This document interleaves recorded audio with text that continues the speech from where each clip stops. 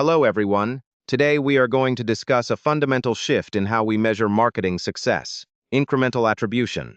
Most marketers are used to counting every conversion that their ads touch. However, the truth is that many of those sales would have happened even if the ads never ran. Our goal today is to learn how to stop counting conversions that would have happened anyway and start measuring the actual lift your ads caused. We will focus on spending on cause rather than just credit. By the end of this session, you will understand how to find the measurement truth through incrementality and holdout testing. Let's begin with a sobering reality. Most of your reported conversions were never truly yours. Standard attribution models credit your ads for every sale they touch, but as you can see on this chart, a typical split might reveal that only 32% of conversions are truly incremental. The remaining 68% would have converted without ever seeing your ad. This means you are often paying for credit rather than cause. While the exact ratio varies by business, the principle holds firm. A large share of credited conversions are not caused by the ads themselves. We must look beyond reported conversions to find the lift you actually earned. Where does this misleading data come from? We call it phantom credit, and it typically stems from 4 sources. First, branded search, where users already searching for you click an ad instead of an organic link. Second, retargeting the decided, which reaches people who already added items to their cart. Third, loyal repeat buyers who buy every month regardless of ads. Finally, view-through credit, where a user merely scrolls past an ad and buys later for unrelated reasons. None of these sales were caused by the ad. Incremental attribution exists to strip these out of the numbers you optimize to, ensuring your budget drives new behavior. To solve this, we define incrementality with a simple equation: test minus control. We split your audience into 2 groups. The test group sees your ads, while the holdout group sees no ads at all. In this example, the test group has a 5.2% conversion rate, while the holdout group achieves 3.8% naturally. The gap, that 1.4 percentage point difference, is the only honest number. This represents a 37% lift caused specifically by your spend. Everything the holdout group bought is what would have happened anyway. By focusing only on the gap, we ensure our marketing dollars are working to create new value.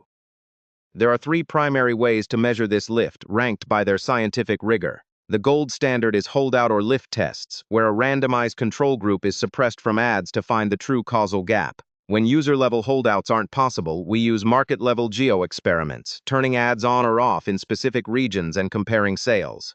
Finally, for an always-on approach, we use platform modeling, such as Meta's incremental attribution. While modeling is directional rather than exact, it provides a continuous built-in way to estimate lift against historical data when signals are otherwise blocked. Each method helps triangulate the truth.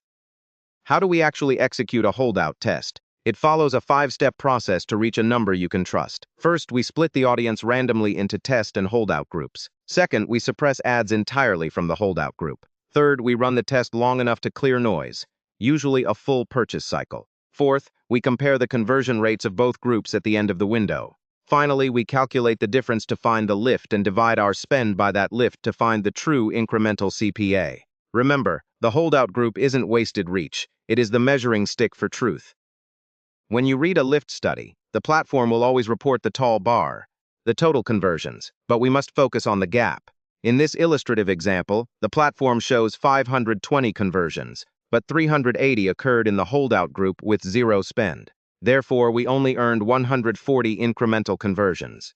This results in a 37% true lift. Most importantly, look at the CPA reality check. If only 1 in every 3.7 reported conversions is real, your true cost per acquisition is actually 3.7 times higher than what your dashboard reports.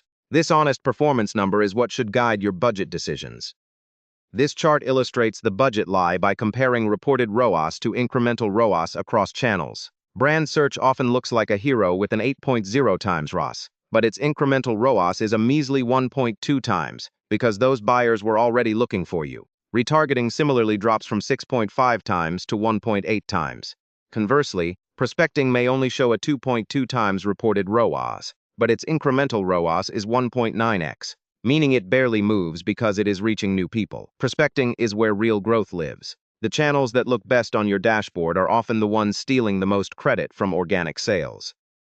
Let's contrast last-click attribution with incremental attribution. Last-click measures which ads were touched and asks, who clicked last? This makes retargeting and branded search look incredible, leading to overspending on the obvious and scaling an illusion. Incremental attribution, however, measures which conversions were caused and asks, what would have happened without us? It reveals that retargeting is often barely above zero. By choosing incremental metrics, you fund what truly grows the business. While it requires a slower setup, it leads to honest growth rather than the pursuit of inflated, phantom metrics that don't help the bottom line. To succeed, we must avoid 6 common mistakes that burn budget. First, never trust reported ROAS at face value. Second, always run holdouts. Without a baseline, you have no truth. Third, stop overcrediting branded search for organic intent. Fourth, avoid overfunding retargeting for audiences already at the checkout. Fifth, don't make test windows too short. You need a full purchase cycle to see the real results. Finally, do not optimize to inflated metrics. If you teach an algorithm to chase phantom conversions, it will find even more of them, further distorting your data and wasting your precious marketing capital. Once you measure lift, the necessary budget moves become clear. First, reallocate spent out of credit-stealing tactics and into prospecting that grows your customer base. Second, right-size your retargeting. Keep it, but cap it so you don't overspend on people who would convert anyway. Third, separate prospecting from retargeting in your reporting, so phantom credit can't hide weak performance. Finally, make holdouts always on. By baking a control group into your ongoing campaigns, you ensure that lift is monitored constantly, not just measured once. This shift doesn't just change a metric, it changes where every next dollar goes. In conclusion, follow the incrementality playbook. Start by measuring run a holdout test now and switch on incremental attribution for a full purchase cycle. Next, reallocate your budget. Cut spend on credit-stealing channels, cap retargeting, and judge your success on ROAS, not standard ROAS. Finally, institutionalize these habits by baking holdouts into always-on campaigns and reporting incremental numbers to leadership. Retest quarterly as your marketing mix changes. It is time to stop paying for credit and start paying for cause. Thank you for your time today, and let's go build some honest growth for our businesses. If your advertising isn't delivering the results you expect, the problem may not be the budget, it may be the strategy. At Namster Marketing, we help businesses turn advertising into a predictable growth engine. Book a free consultation with our team, and let's explore how we can help scale your results.